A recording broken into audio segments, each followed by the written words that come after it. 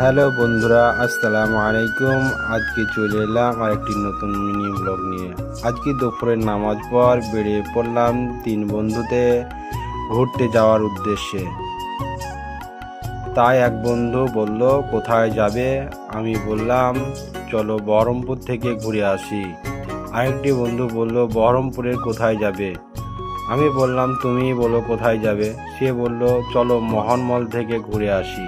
দেরি না করে তাড়াহুড়ো করে চলে এলাম মোহনমল।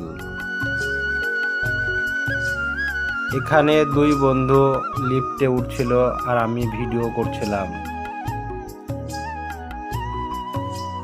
সামনে উঠতেই দেখি বাচ্চাদের এখানে অনেক গেমিং মেশিন বসানো হয়েছে, যেখানে বাচ্চারা টাকার মাধ্যমে গেমিং খেলতে পারবে। তারপর উপরে লিফটে উঠে চলে গেলাম কিছু কেনাকাটার জন্যে। সেখানে দেখলাম অনেক কিছুই আছে, যেটা নেবে সেটাই পাবে।